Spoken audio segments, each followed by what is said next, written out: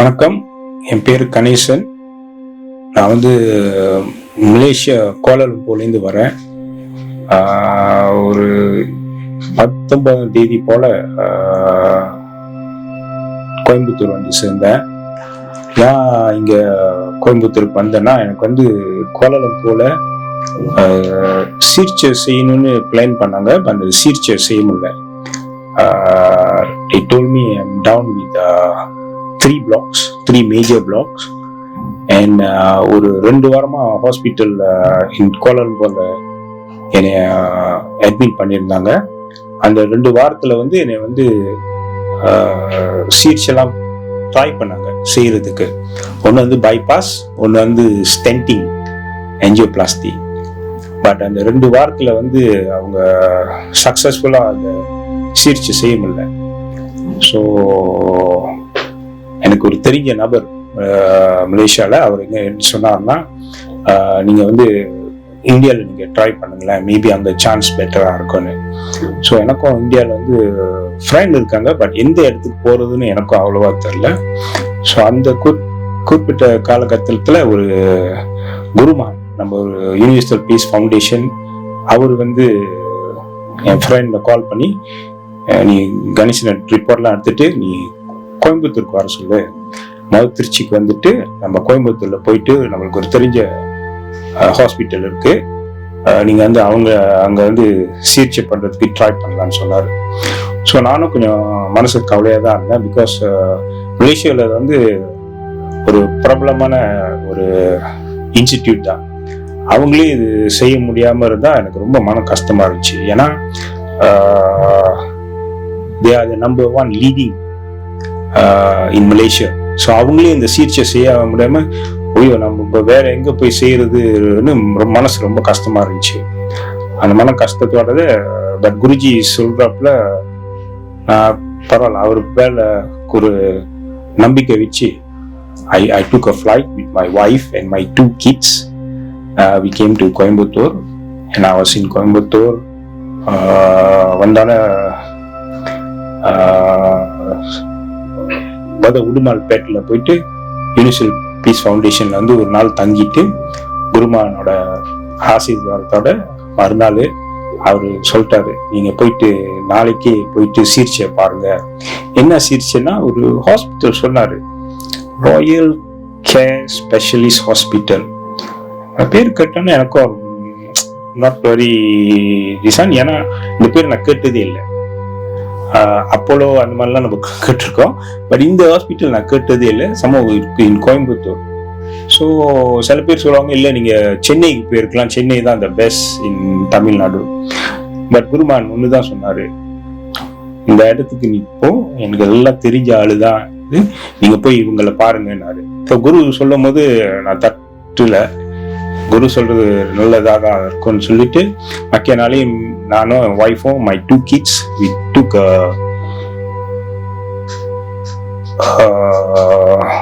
taxi. we came to Coimbatore. ஒரு காலையில கொஞ்சம் ஏர்லியா தான் வந்துட்டு ஒரு ஆஃப்டர்நூன் போல சேர்ந்துட்டோம். ஆஃப்டர்நூன் போனோன்னு ஹாஸ்பிட்டல் கொஞ்சம் பேக்காக தான் இருந்துச்சு. பார்த்தேன் ஒரு மாதிரி கூட்டம் இருக்கிற ஹாஸ்பிட்டல் தான் இருந்துச்சு. ஸோ வந்தோடனே நீ ரிசப்ஷன்லேயே ஆளு வெயிட் பண்ணிக்கிட்டு இருந்தாங்க. எனக்கு கொஞ்சம் மனம் இதாக தான் இருந்துச்சு. நம்ம நார்மலாக தான் நான் வரோம், வாய் ஆல் திஸ் திங் பார்க்குறேன். ரிசப்ஷன் போகிறேன், ரிசப்ஷன் எனக்கு வெயிட் பண்ணிக்கிட்டு இருக்காங்க. they already prepared all my file and all that. ஃபைல்லாம் ப்ரிப்பேர் பண்ணிட்டு, மிஸ்டர் கணேசன் வா, ஓகே வாங்க பண்ணி, then they straight away took me to a room. So நான் பார்க்குறேன் என்ன ரூம்னு பார்க்குறேன். தென் ரொம்ப சர்ப்ரைஸாக இருந்துச்சு. Because the chairman of the hospital itself, royal care specialist hospital, doctor Matheswaran, அவர் ரூம் கூட்டிட்டு போறாரு. போகிறோம், he was not in the room. I think he was elsewhere taking care of some other cases. So என்னை உட்கார சொன்னாங்க. உட்காந்துட்டு நான் wait பண்ணியிருந்தேன், நானும் என் ஒய்ஃபும் தான்.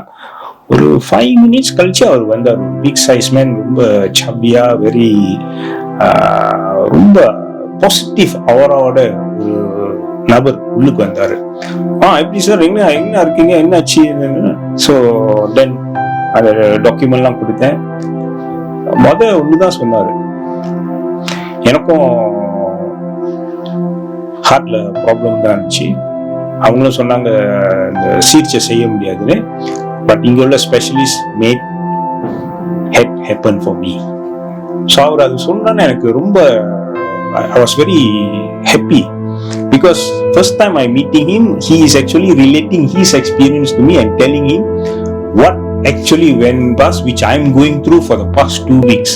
2 weeks என்ன மனசு கஷ்டமா இருக்கும், ஒரு 5 நிமிஷத்துல அப்படியே கரைக்கிற மாதிரி சொல்லிட்டாரு. And me and my wife was very happy. அவர் சொன்னாரு, கணேசன் டைம் ரொம்ப வேஸ்ட் பண்ண வேணாம், நீங்க போயிட்டு டாக்டர் சொக்கலிங்கம் பாருங்க, he is the chap you must see. அவர் என்ன சொல்றாரோ நம்ம அது ஃபாலோ பண்ணலாம். Then actually they call my wife to do some procedures to fill up the forms and all that. So only doctor Chockalingam ரூமுக்கு அனுப்புனாங்க. அங்க போகும்போது ஐ திங்க் அவர் கொஞ்சம் பிஸியா தான் இருந்தார் அன்னைக்கு. he was not in his room. So அந்த ஸ்டாஃப்லாம் என்னைய போயிட்டு ரூம்ல உட்கார வச்சுட்டு டாக்டர் சொக்கலிங்கம் ஒரு 5 மினிட்ஸ்ல வந்துருவாருன்னு சொன்னாங்க. ஸோ ஒரு 5 மினிட்ஸ்ல அவர் வந்துட்டார். அவரை பார்க்கும்போது ஒரு எனக்கு என்ன இதுன்னா, is very confident man, very confident. அவர் நான் பேசல, பட் அவர் வந்து உள்ளுக்கு ரூம்ல வந்து உட்காரும் போது எல்லாம் டாக்குமெண்ட்லாம் எடுத்து பார்த்துக்கிட்டு ரிஃபர் பண்ணிக்கிட்டு இருக்கும்போது ஒரு பேச்சும் என்கிட்ட பேசல. Of course I was trying to explain to him, இதுதான் நடந்துச்சு சார், இதுதான் நடந்துச்சு. எனக்கு 2017 என்னை வந்து பைபாஸ் போக சொன்னாங்க. 2017 நான் 2017 என்ன செஞ்சேன், I just went into alternative medication. எங்கன்னா மலேசியாலையும் கொஞ்சம் ஆல்டர்னேட்டிவ் எடுத்துட்டு இந்தியாலையும் வந்து ஒரு இடத்துல போயிட்டு I did so call scan, 3D scan சொல்லுவாங்க. அதெல்லாம் கொஞ்சம் ஓகே ஆனால நான் அப்படியே விட்டுட்டேன். I was not on any medication, although from 2017 cuttingna it's a life ticking bomb lah. Anytime anything could have happened to me, but maybe my luck ஒன்னும் நடக்காம இருந்திருக்கு. பட் அவரு டாக்குமெண்ட்லாம் போயிட்டு டிசானுனால I was telling him, இல்லை sir முடிஞ்சா என்ன EECP அந்த மாதிரி என்னச்சும் எனக்கு ஆல்டர்னேட்டிவா கொடுங்க, if cannot do the surgery or anything. அப்புறம் அவரு ஒய்ஃபை கூப்பிட்டாரு. then my children also joined me. அப்புறம் அவரு he called a spade a spade. எப்படின்னா ஒண்ணுதான் சொன்னாரு, உங்களுக்கு வந்து ஆல்டர்னேட்டிவ் ஒண்ணுமே இல்லை, சாய்ஸ் ஒண்ணுமே இல்லை, you have to go through the bypass. So my children were there, my wife was there. எனக்கு ரொம்ப மனசு ரொம்ப கஷ்டமா தான் இருந்துச்சு. பிகாஸ் மேபி பயமோ என்னமோ, but he called a spade lah. உங்களோட சிச்சுவேஷன் இதுதான். அவர் வந்து குறவும் சொல்ல கூடவும் சொல்லல, என்னைய பெட்ரோனாய்ஸும் பண்ணல. பிகாஸ் ஃபார் ஹிம் நினைக்கிறேன் அவருக்கு வந்து ஹீஸ் அ டாக்டர், என்ன பார்க்கறது தான் அது கரெக்டாக தான் சொல்ல முடியும். பேஷண்ட்காக கொஞ்சம் இறங்கி இதெல்லாம் வச்சு I think he is not such a person. He just wanted to say உங்கள் சிச்சுவேஷன் இப்படி, நீங்கள் இப்படி தான் செய்யணும், இப்படி தான் இருக்கணும். ஸோ ஒய்ஃப்டையும் சொன்னார், உங்கள் ஹஸ்பண்ட் ரொம்ப இவேட் பண்ணுற மாதிரி ரொம்ப இருக்கிறாரு, அதெல்லாம் கூடாது. பிகாஸ் த சிச்சுவேஷன் இஸ் அவரோட சிச்சுவேஷன் வந்து பேட். பிகாஸ் கேஎல் என்னை வந்து டாக்டரே சொல்லிட்டாங்க, இவரை யாரும் தொட்டுறாதீங்க, இவரை தொட்டீங்கன்னா ரொம்ப ரிஸ்க் ஆகும். ரிஸ்க் ஆகுச்சுன்னா அவங்களோட exact word was, I don't encourage any doctor to touch Ganesan. Exact word. அப்படின்னா யாரும் இவரை தொட்டுறாதீங்க, இவரை தொட்டா என்ன வேணும் நடக்கும், and it is not on a very positive side, it's on a negative side. பாசிட்டிவ்னா எல்லாமே இது பண்ணுவாங்க, பட் நெகட்டிவ்னால அந்த மாதிரி சொன்னனால எனக்கு ரொம்ப மனசு கஷ்டமாச்சு. ஸோ இங்கே வந்து இவர் என்ன அப்படி சொல்கிறேன்னா, இதுதான் உன்னோட சிச்சுவேஷன், இதுதான், we have to go through the thing. அப்புறம் ஒன்று வெளிப்படையாக கொஞ்சம் தெரிஞ்சு, I can see the moment that he went through all the documentation, he was confident. He knew what he can do. ஏன்னா என்கிட்ட ஒன்று தான் சொன்னார், I got to refer your case to Dr. Krishna Kishor. He will decide what to do. Let him study the case and he will advise me and we will go through the thing and both of us will revert back to you. What are we going to do? So ஒரு இடத்துல என்னன்னா, இது வந்து ரெண்டாவது டாக்டரை பார்க்குறேன். But one thing he told me, Dr. Krishna Kishor is a surgeon. And the surgeon is the one who will actually decide how to go about the thing. If the surgeon say no, I think that's the end of it.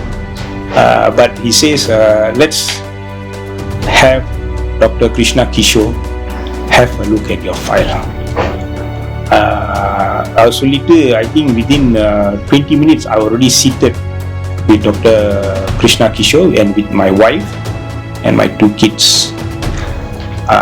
Dr. Krishna Kishor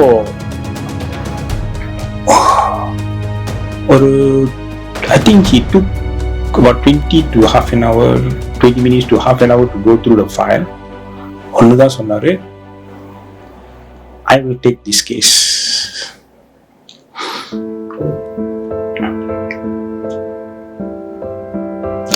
And he said, I'll do the surgery. And he actually gave me the date on the spot. He says on the 24th of January 2024, I still remember, he said 24/1/24. He said, we'll perform your surgery on that day. எனக்கு ரொம்ப I was very shocked because they were able to do a very decisive decision in such a major case on the spot. No qualms, nothing, no wavering, பயம் ஒண்ணுமே இல்லை. And அவங்க சொல்லணும்னா, my wife just asked him one question, how confident are you, doctor? He only told me, I'm very confident we will get it done. அவர் சொன்னோன்னே I and my wife like,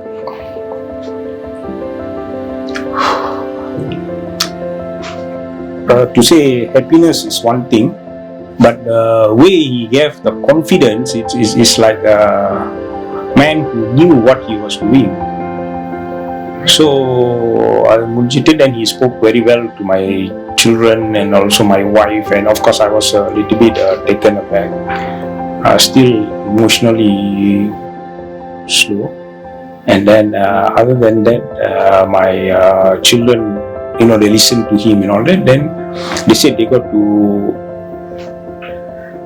admit to the hospital immediately to take medication and all that, to do the preparatory works, and also to do some of the tests, because some of the tests was done in Malaysia. I think of course they have to redo the test just to make sure they know what's the score like, how it stands and all that, which was very normal. And on the date when he came and saw me, he told me this is how we're going to go about the operation. And then he did send the anesthetist, Dr. Gerard, to come and also give me a briefing about how the hospital. And then ஒன்று தான் சொன்னார் briefing பண்ணும்போது, உங்களுக்கு ஒன்றுமே தெரியாது, காலையில் நீங்கள் ready ஆவீங்க, we will bring you to the operating theatre. Once everything is over, or one day later, you will hear people calling your name. And rightly enough, after all the procedure, that is what happened. I just heard somebody calling me, Mr. Ganesan Subramaniam, Mr. Ganesan Subramaniam. The third time medicine, I already can open up my eyes, and it was a very successful surgery. No pain, nothing. I was a little bit of discomfort because of the tubes and all that. Other than that, it was so they kept me there for about 1.5 days to 2 days. Of course, the staffs in the ICU were excellent. Some of them, because I was a little bit groggy and all that. I was hungry because I have not eaten for 2 days. But they managed to handle it very well, very, very well. And during the time, Dr. Kishor came and saw me, Dr. Chokalingam came and saw me, and the chairman of the hospital came and saw me. They wished me well, and I knew things were all okay. Then later they transferred me to the normal ward. Then I've been taking medication from there. And yesterday they did the last check and all that. They told me that I'm able to take my own shower. So I'm just waiting. With the grace of God, it's only going to be 2 weeks. The wound seems to be healing very well, and I'm able to continue my journey. Okay, at this juncture, I would like to take the opportunity to thank the chairman of the hospital, Dr. Madiswaran, Dr. Chokalingam, who for me was the tiger in this whole one, because he was very relentless, only tell you what is the truth of that case that he is having, never wanting to ban or anything. He says, no, உங்களோட case இதுதான் செய்யணும்னு சொன்னாரு, which I'm maybe ever grateful. Like what he told me later, he says, I just had to push you, he told me. That's very aptly put, because I just needed somebody to just push me and say, hey, look, this is the only thing you can do. And of course, I'm always thankful to Dr. Krishna Kishor. Me and my wife always will always remember him for the beautiful job he has done with his staffs. And of course, I would like to thank all the staffs who are taking care of me in ICU and also the normal ward, even to the guard who actually cleaned me up, who actually shaved me and all that. They actually played a very important role, and I thank you. And I also would like to thank Guru Mahan from the Universal Peace Foundation. இந்த வழியை என்கிட்ட காமிச்சதுக்கு, இன்னைக்கு உட்காந்து நான் பேசுறேன்னா இந்த வழி நீங்க காமிச்சதுதான் குருமான். நன்றி, வணக்கம். வணக்கம், என் பேர் விஜயராணி. எங்கள் கணவர் பேர் கணேசன் சுப்பிரமணியம். ஏற்கனவே எங்கள் ஹஸ்பண்டுக்கு ஒரு ஹார்ட் அட்டாக் வந்துடுது. கேஆரில் ஹார்ட் அட்டாக் வந்த பிற்பாடு நாங்கள் எமர்ஜென்சிக்கு நான் கூட்டிகிட்டு போனேன். அதுக்கப்புறம் அவர் அட்மிட் ஆனார்.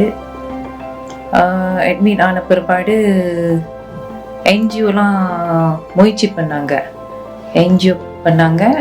அதுக்கப்புறம் 3 மேஜர் பிளாக்னால அங்குள்ள டாக்டர் சொல்லிட்டாங்க, இந்த மாதிரி அவர் பைபாஸ் செய்யணும்னு சொல்லி. அதுக்கப்புறம் பைபாஸ் முயற்சி பண்ணுறதுக்கு முன்னால் ரிஸ்க் இருக்குன்னு சொல்லிட்டாங்க. ஸோ எங்களுக்கு அந்த கான்ஃபிடென்ட் இல்லை. ஸோ அதுக்கப்புறம் என்ன செய்யறதுன்னு எங்களுக்கும் தெரியல. கடைசியாக ஒன்று தான் சொன்னாங்க, you have to depend on life long medication. So அதுக்கப்புறம் எனக்கு ரொம்ப கவலையாக இருந்துச்சு.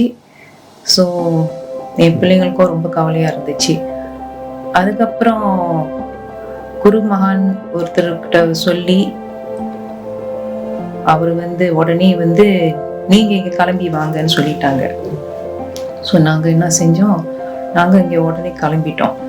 அதுக்கு முன்னால் அவர் கோலாலம்பூரில் ஒரு கிட்டத்தட்ட 1 மாதம் அட்மிட் பண்ணியிருந்தார். ஸோ எதுவுமே சரி வரலை. ஸோ அதனால் நாங்கள் உடனே இங்கே கிளம்பி வந்துட்டோம்.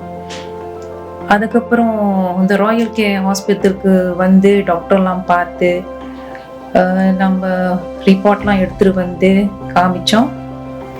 முதல்ல வந்து கார்டியோ டாக்டர் சொக்கலிங்கம் முத பார்த்தோம். ஸோ அவர் ரிப்போர்ட்லாம் பார்த்துட்டு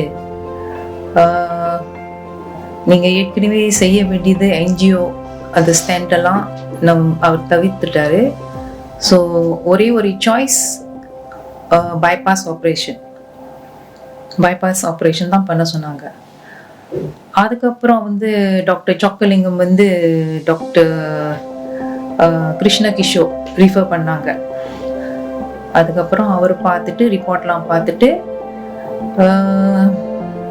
ஒரு கான்ஃபிடென்ட்னா செய்ய முடியும்னு சொல்லிட்டாங்க. ஸோ அவரை பார்க்கும்போது எனக்கு ரொம்ப கான்ஃபிடென்ட்டாக இருந்துச்சு. ஒரு டிவைன் ஃபேஸோட. அப்போ டாக்டர் சொன்னாங்க, நான் கொஞ்சம் கவலைப்பட்டேன், ஒரு பயத்தோடு தான் இருந்தேன், பைபாஸ் ஆப்ரேஷன் செய்யணும்னு சொல்லி. அப்புறம் எனக்கு நம்பிக்கை கொடுத்தாரு, கவலைப்படாதீங்க, என்னால் செய்ய முடியும்னு சொன்னாங்க. ஸோ எனக்கும் அந்த கான்ஃபிடென்ட் வந்துச்சு. ஸோ டாக்டர் சொன்ன மாதிரி எல்லா டெஸ்ட்டும் எடுத்து ஆப்ரேஷன் பண்ணி அவர் நல்லபடியாக வந்துட்டார். ஸோ ரொம்ப சந்தோஷமாக இருக்குது. நானும் எதிர்பார்க்கல இவ்வளோ சக்ஸஸ்ஃபுல்லாக முடியும்னு. ஸோ எல்லா டாக்டருக்கும் நான் நன்றியை தெரிவித்துக்கிறேன். ஸோ அந்த ராயல் கேர் ஸ்பெஷல் ஹாஸ்பிட்டல் வந்து ஸ்டாஃப் எல்லாம் அவ்வளோ எஃபிஷியன்ட், நல்லா பார்த்துக்கிட்டாங்க எங்கள் ஹஸ்பண்டை. சலிக்காமல், கூப்பிடும் போதெல்லாம் சலிக்காமல் எல்லா தேவைகளும் செஞ்சாங்க. So I am very happy. வணக்கம், நான் டாக்டர் கிருஷ்ண கிஷோர், இருதய அறுவை சிகிச்சை நிபுணர், ராயல் கேர் உயர் மருத்துவமனையில். இப்போது கடந்த 5 ஆண்டு காலமாக என்ன பண்ணிட்டு இருக்கிறோம் அப்படின்னா, இருதய அறுவை சிகிச்சையில் ஒரு மாற்றம் உண்டாக்கி இருக்கிறோம். அதாவது ஹார்ட் ஃபெயிலியர்னு சொல்லுவோம். மாரடைப்பு வந்து அவங்க சிகிச்சைக்கு போகாமல் இல்லை பார்ஷியல் சிகிச்சை பெற்றோ அந்த இருதயத்தோட செயல்திறன் குறைஞ்சதுக்கப்புறம் அவங்களால நடக்க முடியாது, மூச்சுடுற சிரமம், படுக்க முடியாது, அந்த மாதிரி ஒரு ஹார்ட் ஃபெயிலியர் சிம்டம்ஸ்ன்னு சொல்லுவோம். அது கால் வீக்கம் இதெல்லாம் வரும். இந்த மாதிரி வரக்கூடிய பேஷண்ட்ஸுக்கு ஒரு நிவாரணம் கிடைக்குமா அப்படிங்கிறது எங்கள் மைண்டில் ஓடிட்டு இருந்தது. அப்போது டாக்டர் சொக்கலிங்கம் கூட உட்காந்து பேசிகிட்டு இருக்கும்போது சொன்னார், நம்ம ஹார்ட் ஃபெயிலியர் ட்ரீட்மெண்ட்டை ஸ்டார்ட் பண்ணலாம் அப்படின்ட்டு. அப்போது இந்த ஒரு ஆப்ஷன் நமக்கு கை கிடச்சிது. இதில் என்ன பண்ணுறோம் அப்படின்னா, ஆஞ்சியோகிராம் பண்ணுறோம். ஆஞ்சியோகிராமில் வந்து சில இரத்த குழாய்கள் வந்து மிக சின்ன அளவுலேயும் சுருக்கம் அதிகம் இருக்கிற இடத்துலையும் நம்மளால் அறுவை சிகிச்சை செய்ய முடியாதுங்கிற ஒரு கட்டத்தில் இருக்கக்கூடிய பேஷண்ட்ஸை எடுத்துட்டு அவங்களுக்கு ஃபஸ்ட்டு மெடிக்கல் தெரப்பி கொடுக்குறோம். அதாவது மருந்துகள் மூலிமா ஹார்ட் ஃபெயிலியரை கண்ட்ரோலுக்கு கொண்டு வர்றோம். ஒன்று வந்து இது ஒரு மாதத்துலேருந்து 2 மாதம் இல்லை 3 மாதம் வரைக்கும் இந்த தெரப்பி எடுத்துக்கிறாங்க. அதுக்கப்புறம் வந்துட்டு அறுவை சிகிச்சைக்கு சப்ஜெக்ட் பண்ணுறோம். ஸோ அறுவை சிகிச்சைக்கு எடுக்கும்போது என்னென்ன ஃபேக்டர்ஸ் நம்ம பார்க்குறோம் அப்படின்னா, ஹார்ட் மசிலோட திக்னஸ், அதனோட வயபிலிட்டி, அதனோட அந்த செல்லில் உயிர் இருக்கா அப்படிங்கிறது பார்க்குறோம், அந்த தசையில் உயிர் இருக்கா அப்படிங்கிறது பார்க்குறோம். அதை பார்த்துட்டு அந்த நியூக்ளியர் மெடிசன் டெஸ்ட் முடித்ததுக்கப்புறம் நம்ம அறுவை சிகிச்சைக்கு சப்ஜெக்ட் பண்ணுறோம். இந்த அறுவை சிகிச்சையில் வந்து சாதாரணமாக வந்து பைபாஸ் பண்ணும்போது இரத்த குழாயை ஓப்பன் பண்ணி அதுக்கு ஒரு வெயினோ அல்லது ஆர்ட்ரியோ நம்ம எடுக்கக்கூடியதை வச்சு பைபாஸ் பண்ணுறோம். பட் இந்த மாதிரி ஹார்ட் ஃபெயிலியரோடு இருக்க பேஷண்ட்ஸுக்கு என்ன பண்ணுறோம் அப்படின்னா, அவங்களுக்கு வந்து பைபாஸ் பண்ணுறக்கு இடமே இருக்காது. அந்த இரத்த குழாய் முழுதுமே வந்து கொழுப்பால் அடைச்சிருக்கும். ஸோ அப்போ அந்த இரத்த குழாயை ஓப்பன் பண்ணிவிட்டு அந்த உள்ளே இருக்க கொழுப்பை நீக்கிட்டு அதுக்கு வந்து எண்டாட்ரெக்டமின்னு சொல்லுவோம். அது பண்ணிவிட்டு அதுக்கப்புறம் பைபாஸ் சிகிச்சை செய்கிறது, ஆப்ரேஷன் பண்ணணும். ஸோ இது வந்து ஒரு இரத்த குழாய்க்கு பண்ணலாம். 3 அல்லது 4 இரத்த குழாயில் இருந்தாலும் இது மாதிரி பண்ண முடியுமா அப்படிங்கிறது ஒரு கொஸ்டின் எங்கள் மைண்டில் ஓடிட்டு இருந்து நாங்கள் பண்ணோம். பண்ணதுக்கப்புறம் ஒரு 3-4 பேஷண்ட்ஸ் தொடர்ந்து ஃபாலோ அப் பண்ணிட்டு வந்தோம். நல்ல ரிசல்ட்ஸ் இருந்தது. அதே இப்போ எல்லா பேஷண்ட்ஸ் யாராருக்கெல்லாம் அவசியம் இருக்கோ அவங்களுக்கெல்லாம் இந்த ஒரு பேட்டர்ன் வச்சு நம்ம பண்ணிட்டு இருக்கிறோம். இப்போ சமீபத்தில் பண்ண பேஷண்ட்டு வெளிநாட்டிலேருந்து வந்தவர், அவர் அங்கே எந்த விதமான ஆப்ரேஷனும் பண்ண முடியாதுன்னு இங்கே அனுப்பிச்சி வச்சுருந்தாங்க. அவருக்கு இதே மாதிரி 5 அடப்பு இருந்தது. 5ல் 4 எண்டாட்ரெக்டமி பண்ணி பைபாஸ் பண்ணியிருக்கிறோம். அவருக்கு கையிலேருந்து ஒரு இரத்த குழாயும், உள்ளேருந்து ஒரு இரத்த குழாயும், காலிலேருந்து நரம்பு எடுத்து வச்சு பண்ணது. இப்போது நம்ம அந்த கடந்த 5 ஆண்டுகளில் பார்த்தீங்கன்னா கிட்டத்தட்ட ஒரு 90லேருந்து 94 பேஷண்ட்ஸுக்கு பண்ணியாச்சு. இது பண்ணதில் நமக்கு இந்த 3 ஆண்டு ஃபாலோ அப்னு சொல்லுவோம். இந்த 3 ஆண்டு ஃபாலோ அப்பில் வந்து 98% வந்து பேஷண்ட்ஸ் நல்ல செயல்திறனோடு இருக்காங்க. அவங்களுக்கு எந்த விதமான ஒரு சிம்டம்ஸும் கிடையாது. எஜெக்ஷன் ஃப்ராக்ஷன் எக்கோவில் அது வந்து 25லேருந்து 30க்குள்ளே நம்ம தொடக்கத்தில் இருந்தவங்க இப்போ வந்து 40லேருந்து 45% வந்து ஹார்ட் ஃபெயிலியர் இம்ப்ரூவ் ஆகி நல்ல சுகமாக ஆரோக்கியமாக இருக்கிறாங்க. ஸோ இது ஒரு நாவல் தெரப்பி. இது ரிஸ்க் இருக்கா இல்லையான்னு கேட்டிங்கன்னா இதில் ரிஸ்க் இருக்குது. ரிஸ்க் இல்லாமல் எந்த சர்ஜரியும் கிடையாது. இதில் கொஞ்சம் கூடுதலாகவே ரிஸ்க் இருக்குது. நம்ம அந்த உள்ளே இருக்கிற கொழுப்பை நீக்கிட்டு பைபாஸ் பண்ணும்போது மீண்டும் அதுக்குள்ளே வந்து ரத்தம் உறைஞ்சி நிற்கலாம். உடனடியாக ஆப்ரேஷன் செஞ்சு ஒரு 3 மணி நேரத்துலேயே 4 மணி நேரத்துலேயே ரத்தம் உறைஞ்சு மாரடைப்பு திரும்பவும் வரலாம். இந்த ஒரு ரிஸ்க் வந்து மிக அதிகம் இந்த மாதிரி ஒரு பேஷண்ட்ஸுக்கு. பட் அதுக்கு வந்து போஸ்ட் ஆப்ரேட்டிவ் கேர் சிகிச்சை நமக்கு ப்ராப்பராக கொடுத்துட்டு வந்தோம்னா ரத்தம் உறையாமல் இருக்கிறதுக்கு இன்ஜெக்ஷன்ஸ் அதெல்லாம் கொடுத்து பண்ணும்போது பிரச்சனை இல்லாமல் வெளியே வர்றாங்க. ஸோ இந்த சிகிச்சை இப்போது நல்லபடியாக பண்ணிகிட்ருக்குறோம். மீண்டும் இது தொடர்ந்து நடக்கும். இதில் இம்ப்ரூவ்மெண்ட்ஸ் நிறையா வர்றதுக்கு வாய்ப்புகள் உண்டு. அதையும் செஞ்சு நல்லபடியாக பண்ணுவோம்.